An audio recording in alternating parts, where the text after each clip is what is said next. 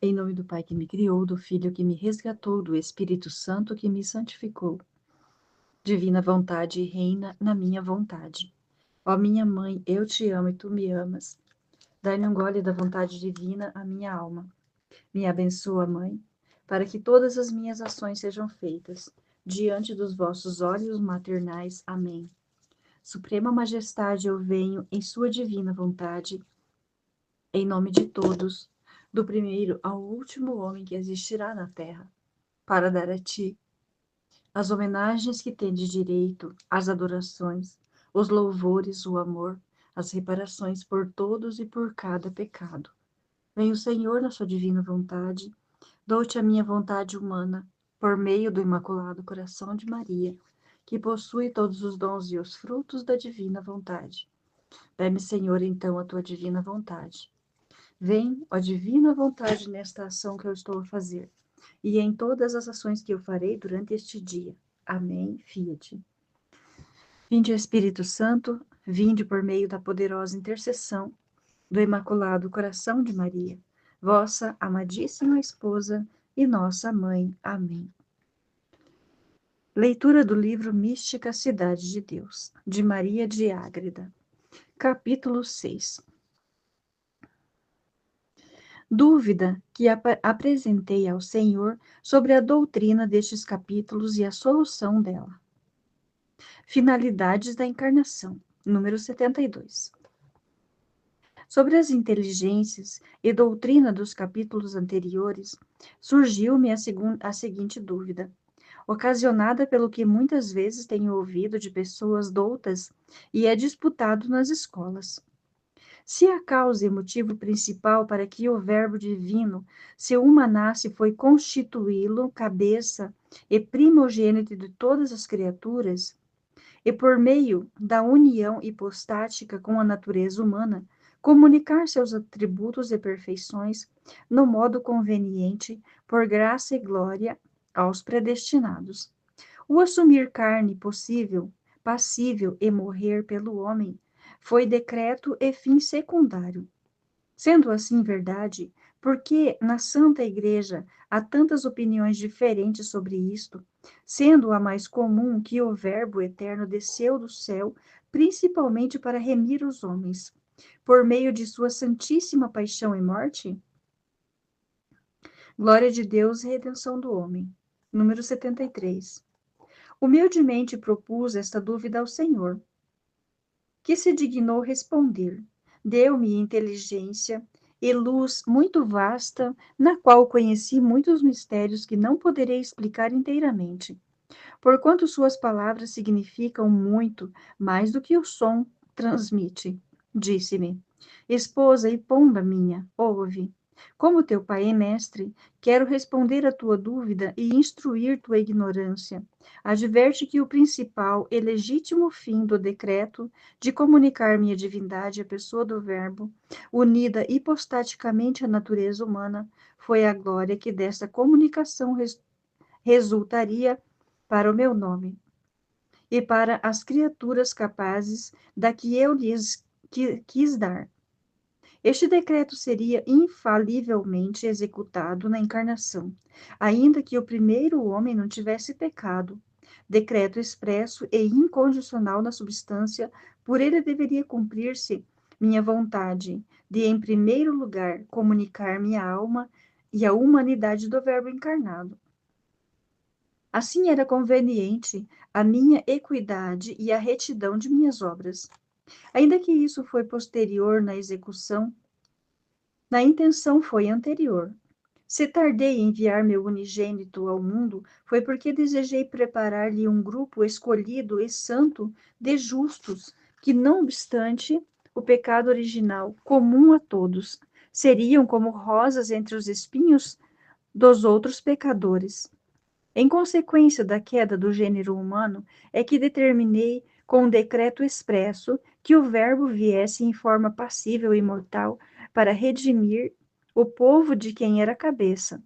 Deste modo, mais se manifestaria meu amor infinito pelos homens, e seria prestada a devida satisfação à minha equidade e justiça. Se aquele que pecou era homem, e o primeiro no existir, o Redentor, devia ser homem, o primeiro na dignidade. Nisto conheceriam os homens a gravidade do pecado, e o amor de todos teria um único objeto, pois um só e o mesmo é o seu Criador, Redentor e Juiz. Quis também obrigá-los a esta gratidão e amor, não punindo os mortais, como os anjos apóstatas, que castiguei sem apelação. Ao homem perdoei, esperei e lhe dei oportuno remédio, executando o rigor de minha justiça, e em meu unigênito filho, e passando ao homem a piedade de minha grande misericórdia. A encarnação, se não existisse pecado. Número 74. Para melhor entenderes a resposta de tua dúvida, deves advertir que, visto em meus decretos não haver sucessão de tempo, nem eu dele necessitar para entender e agir, os que dizem que o Verbo se encarnou para redimir o mundo não erram, e os que dizem que se encarnaria mesmo que o homem não pecasse também acertam, desde que entenderam de acordo com a verdade. Se Adão não pecara, o Verbo desceria do céu na forma conveniente àquele estado de inocência. Como pecou, houve aquele segundo decreto para descer passível e reparar o pecado. Deseja saber como se executaria o mistério da encarnação caso o homem conservasse seu estado de inocência? Sua forma humana na substância seria a mesma, mas com o dom da impassibilidade e imortalidade, como esteve o meu unigênito depois que ressuscitou, até subir aos céus. Viveria e conversaria com os homens, seus mistérios seriam conhecidos por todos. Muitas vezes lhes revelaria sua glória, como uma vez em sua vida mortal a revelou diante de 3 apóstolos. Apenas. Naquele estado de inocência, todos deveriam com grande glória alegrar-se-iam na sua convivência, não oferecendo impedimentos às suas divinas influências, já que seriam sem pecado. Tudo isto, porém, foi impedido e frustrado pela culpa, e, por causa dela, o Verbo veio passível e mortal. Número 75. As diversas opiniões em minha igreja sobre estes e outros mistérios tiveram origem no fato de a mestres diversos eu manifestar a luz de diferentes mistérios. Os mortais não são capazes de receber a luz total, e enquanto são viadores, não seria conveniente dar a um deles a ciência de todas as coisas, mesmo quando compreensores recebem-na parcialmente. Ele as dou em proporção ao estado e merecimentos de cada um, e como convém a minha providência destruí-la.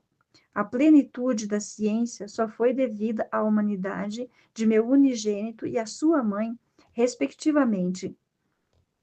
Os demais mortais nunca a receberam toda, nem tão clara que possam estar seguros de tudo. Por isso adquirem-na com trabalho e estudo. Ainda que minhas escrituras contenham muitas verdades reveladas, deixo-os frequentemente em sua inteligência natural, apesar de que noutras vezes lhes dou infusa. Daqui procede que entendam os mistérios com diversidade de pareceres e encontrem diversas explicações e sentidos nas escrituras, e cada um adota sua opinião conforme a entende. Não obstante, a intenção de muitos ser reta, e a luz da verdade em substância ser uma só, entendam e usam dela com diferentes julgamentos, inclinando-se cada qual pelos mestres de sua preferência. Assim originam-se entre eles as controvérsias. A encarnação ordenada à redenção. Capítulo número 76, perdão.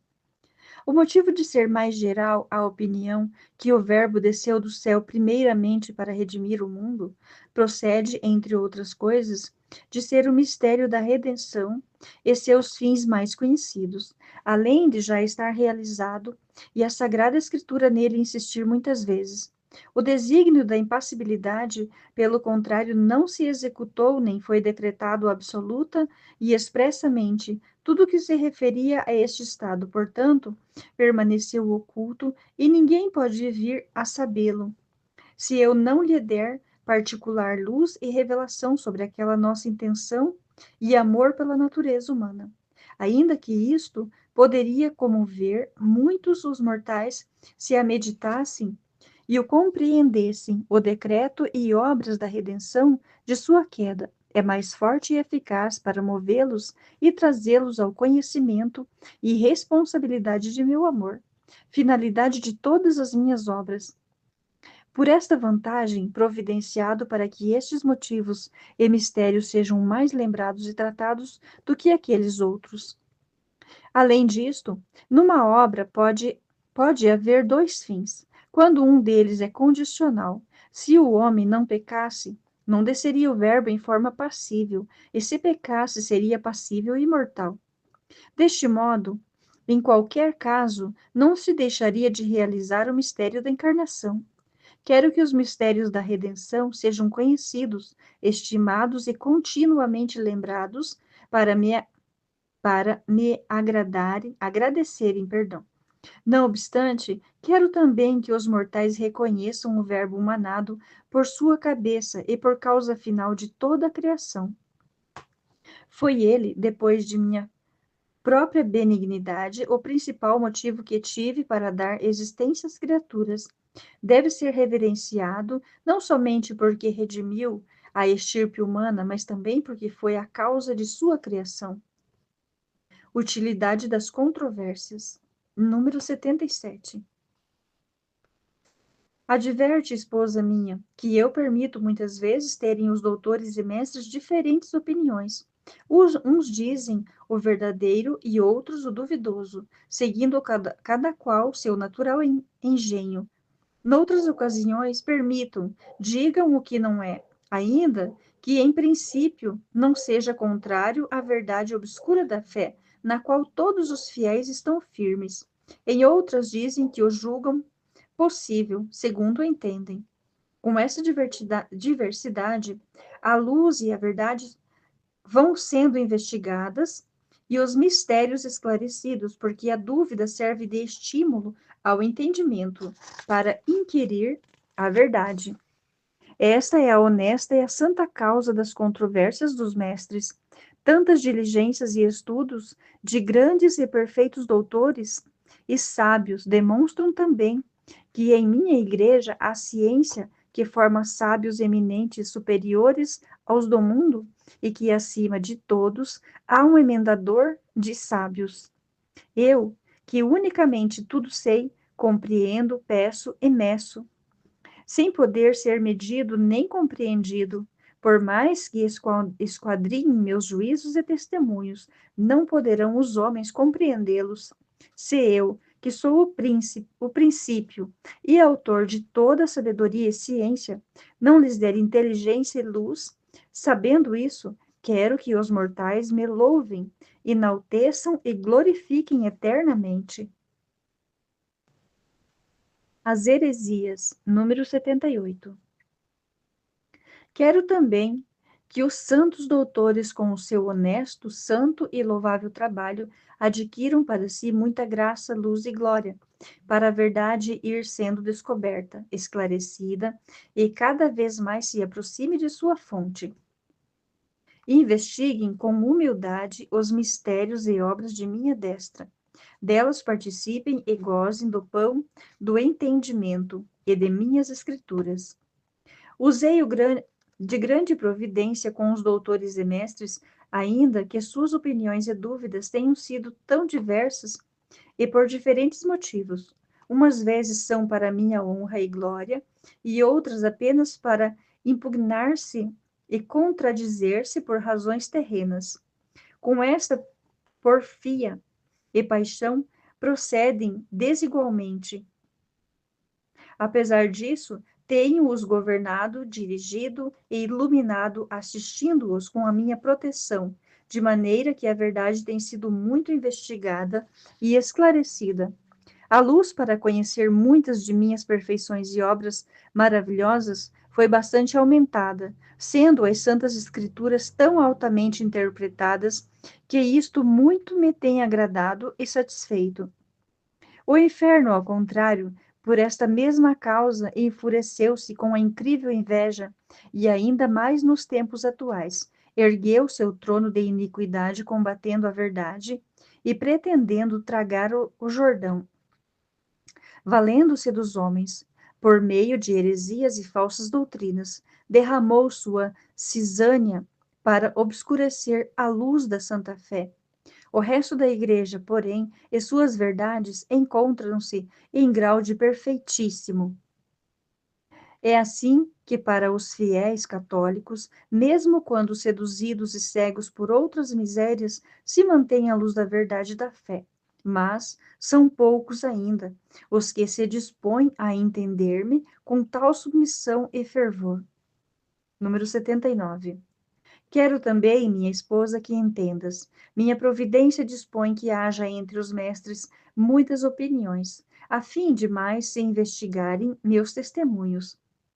Assim é manifestada aos homens viadores a medula das divinas letras, mediante suas honestas diligências, estudos e trabalhos. Não obstante, seria de muito agrado e serviço para mim que as pessoas doutas evitassem a soberba, inveja, ambição, da vanglória e outras paixões e vícios daí gerados, além de toda a má semente que resulta de tais trabalhos, quando desempenhados com viciosas intenções. Entretanto, não há arranco logo, para não se extirpar a boa com a má semente. Tudo isso me respondeu o Altíssimo e outras muitas coisas que não posso manifestar.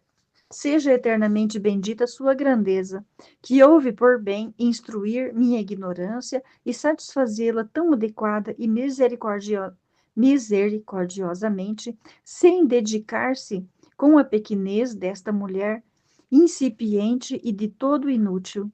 Deem-lhe graças e louvores sem fim, todos os espíritos bem-aventurados do céu e justos da terra.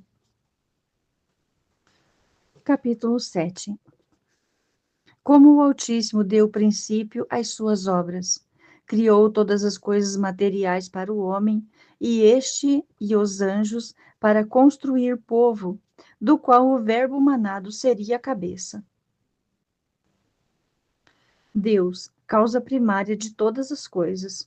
Número 80. Causa de todas as causas foi Deus, Criador de tudo o que existe. Quando e como foi de sua vontade, com o poder de seu braço, deu princípio a todas as suas maravilhosas obras à diestra. A ordem e princípio desta criação é referida por Moisés no primeiro capítulo do Gênesis. E tendo o Senhor me manifestado sua interpretação, direi aqui o conveniente, para nele encontrar as origens das obras e mistérios da encarnação do Verbo e da nossa redenção. A criação. Número 81. Literalmente, o capítulo 1 do Gênesis é o seguinte: no princípio, Deus criou o céu e a terra. A terra, porém, estava uniforme e vazia, estava informe e vazia. E as trevas cobriam a face do abismo, e o Espírito de Deus movia-se sobre as águas. E Deus disse: exista a luz, e a luz existiu. E Deus viu que a luz era boa, e separou a luz das trevas, e a chamou a luz.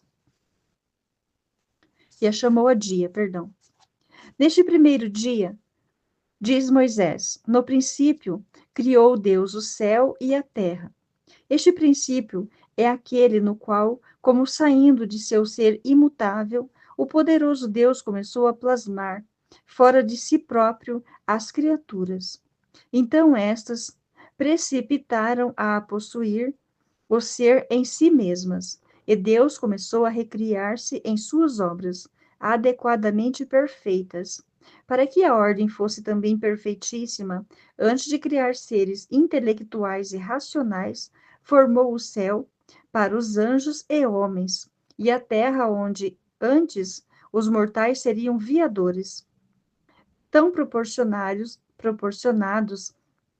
a seus fins, e tão perfeitos são estes lugares que diz Davi: os céus publicam a glória de Deus, o firmamento e a terra anunciam as obras de suas mãos. O céu, com a sua formosura, manifesta a magnificência e a glória, porque nele está reservado o prêmio preparado para os santos. O firmamento da terra anuncia que devem existir criaturas e homens que a habitem, e por ela elevem-se ao seu Criador. Antes de criá-los, quer o Altíssimo preparar-lhes o necessário, a existência que lhes destinara, para que, de todos os modos, se sentissem obrigados a obedecer e a amar o seu Criador e benfeitor, e através de suas obras conhecessem seu admirável nome e infinitas perfeições, dia e noite. Número 82. Diz Moisés que a terra estava vazia, não referindo o mesmo do céu, porque neste Deus criou os anjos no momento em que o escritor descreve. Disse Deus: faça-se a luz, e a luz foi criada, foi feita. Fala não só da luz material, como também das luzes angélicas e intelectuais. Se não fez mais clara a menção dos anjos, designando-os apenas sob esse nome, foi por causa da inclinação dos hebreus em facilmente atribuir divindade a qualquer coisa de menor preço que os espíritos angélicos.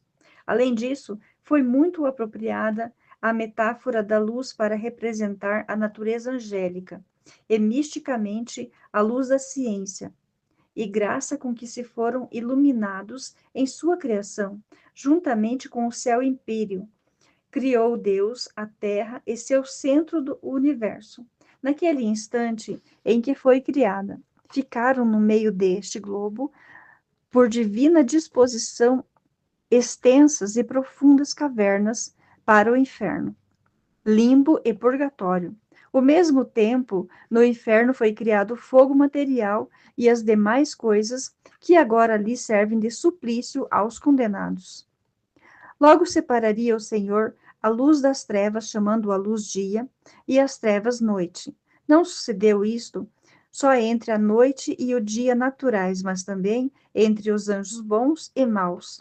Aos bons deu a luz eterna e a sua visão, chamando-a dia eterno, e aos maus chamou noite do pecado, sendo lançados nas eternas trevas do inferno. Deste modo podemos entender quais unidas estiveram entre Deus e misericórdia e liberalidade do Criador, e a retíssima justiça do juiz. Criação dos anjos. Número 83. Foram os anjos criados no céu império e em graça, para com ela adquirirem méritos que precedessem a recompensa da glória, ainda que se encontrassem no lugar dessa glória, não lhes fora dada a visão de Deus face a face, até que merecessem, pela graça, os que se mostraram obedientes à vontade divina. Deste modo, esses santos anjos, como os demais apóstatas, permaneceram muito pouco tempo no primeiro estado de viadores.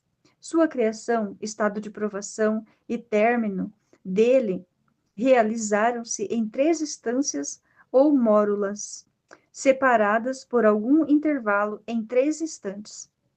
No primeiro foram todos criados e adornados com graça e outros dons, formosíssimos e perfeitas criaturas. A este instante seguiu-se a mórula na qual a todos foi apresentada a ordenada a vontade de seu Criador e a lei para observarem, conhecendo-o por Supremo Senhor, preencheriam o fim de sua criação. Nesta mórula, estância ou intervalo, travou-se entre São Miguel com seus anjos e o dragão seguido dos seus. aquela grande batalha descrita por São João no capítulo 12 do Apocalipse. Os bons anjos, perseverando na graça, mereceram a felicidade eterna, e os desobedientes, insurgindo-se contra Deus, mereceram o castigo que sofrem. Queda dos maus anjos, perseverança dos bons. Número 84.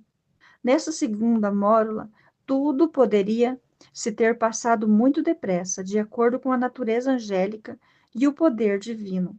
Entendi, porém, que a piedade do Altíssimo deteve-se e com alguma espera lhes mostrou o bem e o mal, a verdade e a falsidade, o justo e o injusto, sua graça e amizade, a malícia do pecado e a inimizade de Deus, o prêmio e o castigo eterno, a perdição de Lúcifer e seus seguidores, o inferno com suas penas.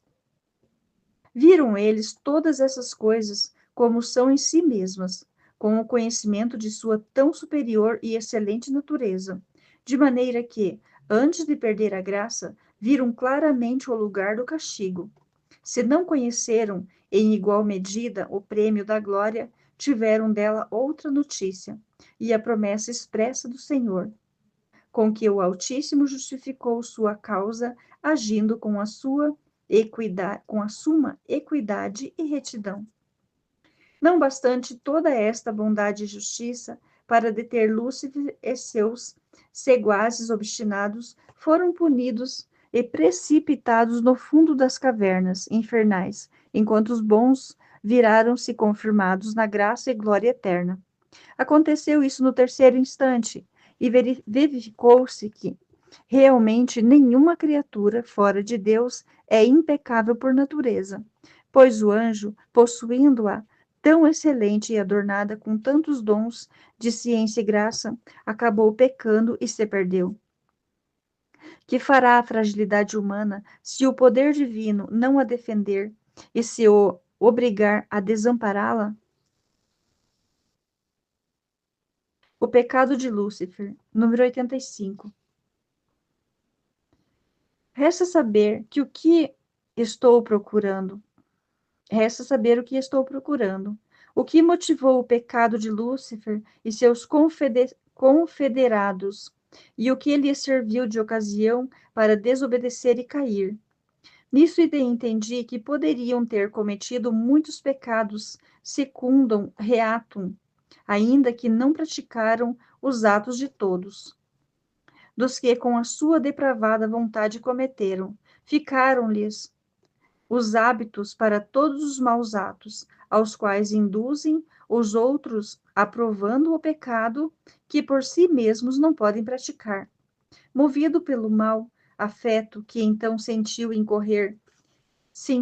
incorreu Lúcifer em desordenadíssimo amor de si mesmo, ao se ver com maiores dons e formosura de natureza e graça que os demais anjos inferiores.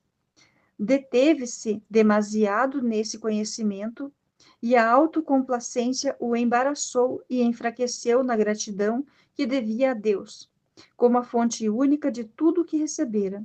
Continuando a admirar a própria beleza e graça, acabou por se apropriar delas, amando-as como suas.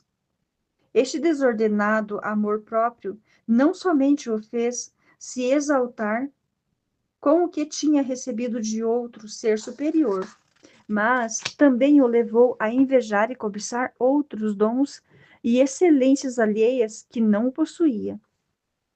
Como não as pôde conseguir, concebeu mortal ódio e indignação contra Deus, que do nada o criara, e contra todas as criaturas.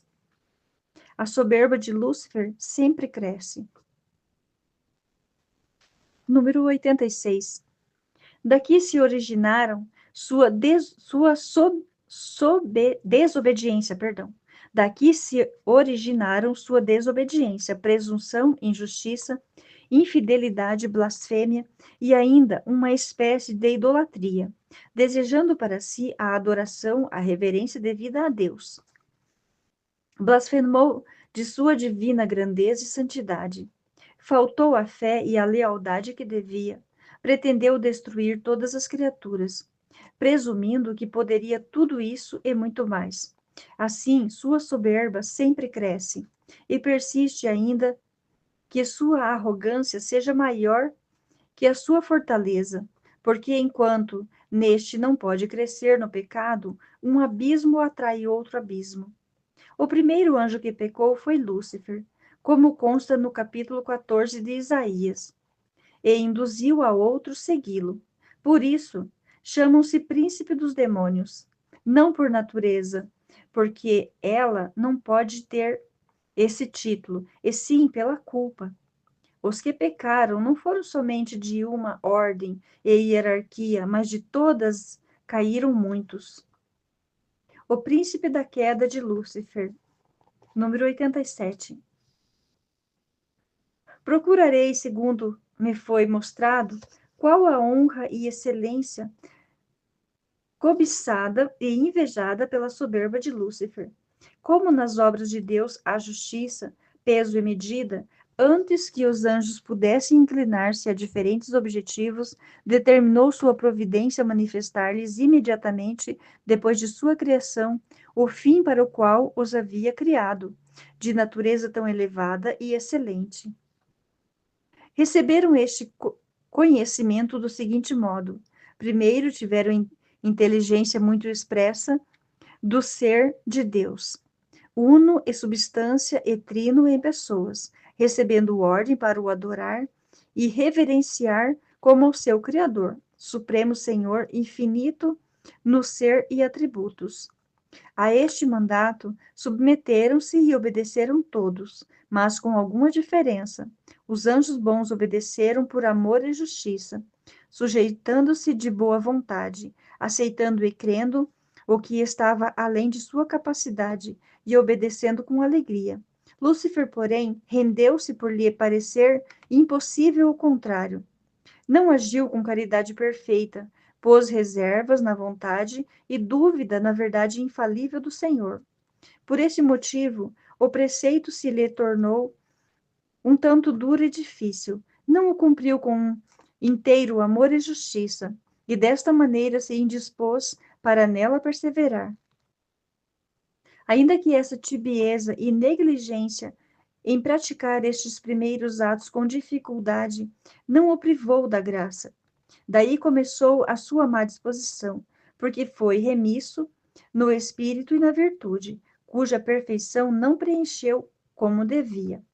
A meu parecer, o efeito que esta remissão e dificuldade produziu em Lúcifer foi semelhante a que produz na alma o pecado venial deliberado.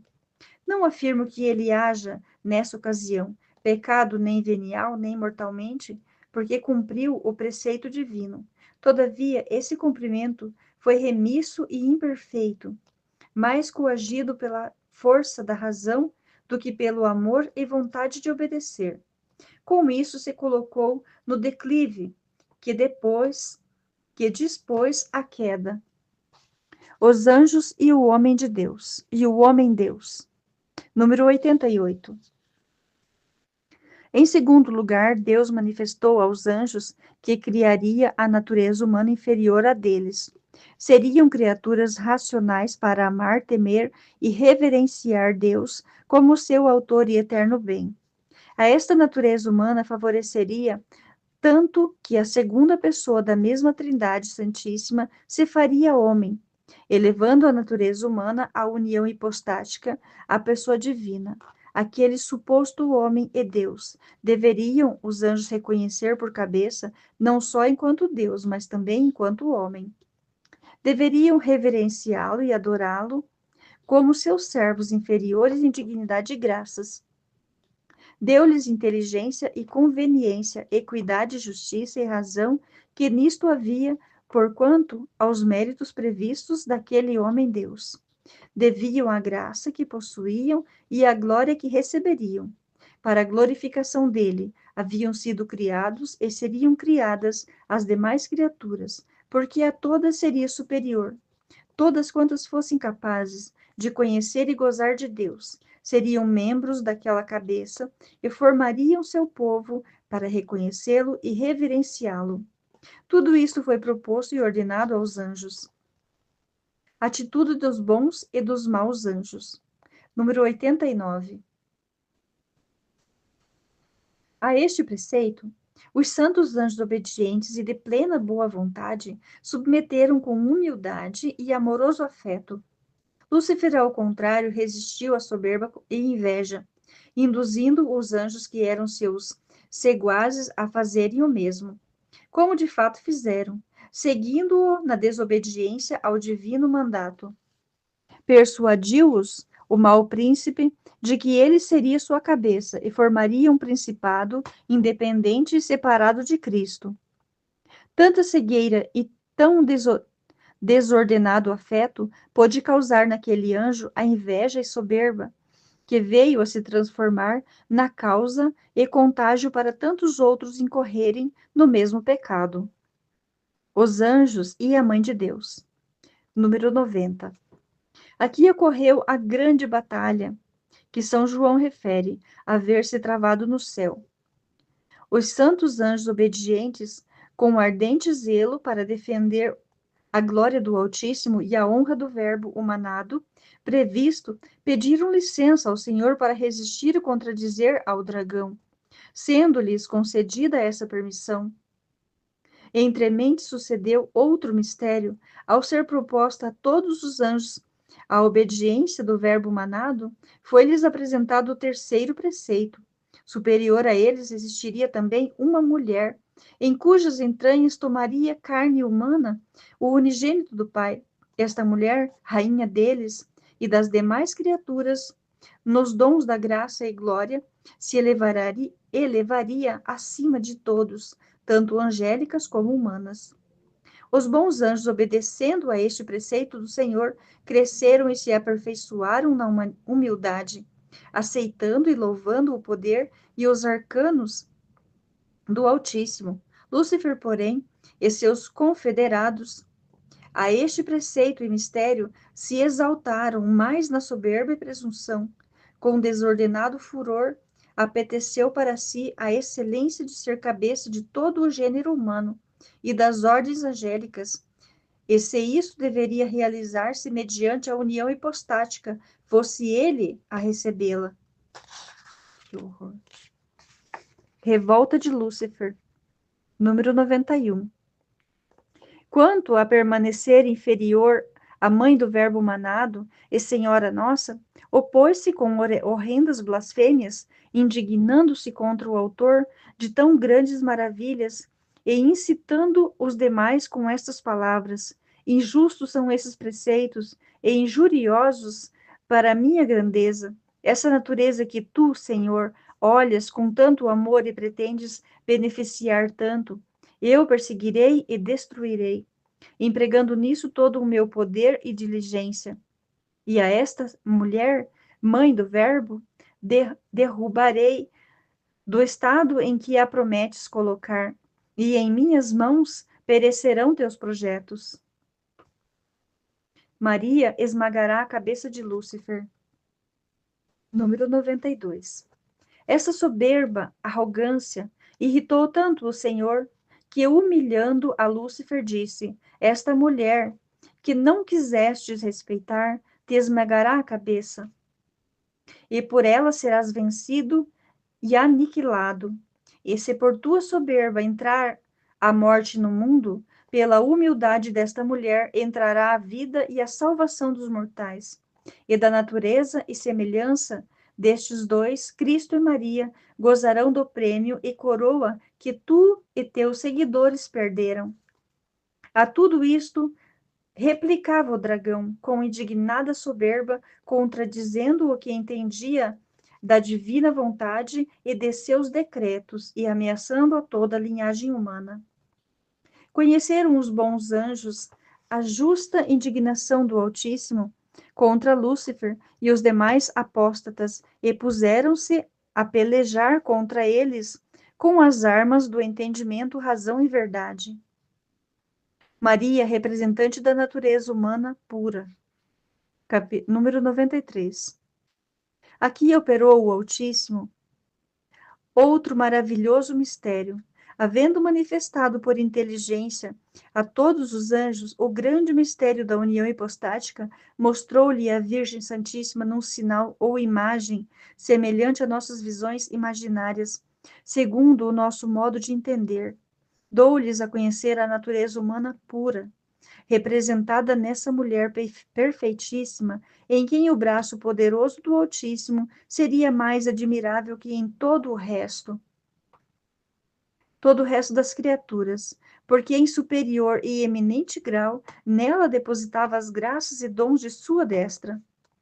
Este sinal e visão da Rainha do Céu e Mãe do Verbo humanado foi notório e claro a todos os anjos bons e maus. À sua vista expandiram-se os bons em admiração e cânticos de louvor, e desde esse momento começaram a defender a honra do homem-deus e de sua Mãe Santíssima, armados de ardeza, zelo e do escudo inexpugnável daquele sinal. O dragão e seus aliados, pelo contrário, conceberam implacável furor e sanha contra Cristo e sua Mãe Santíssima. Sucedeu, então, tudo o que contém no capítulo 12 do Apocalipse, cuja interpretação, segundo me foi dada, escreverei a seguir.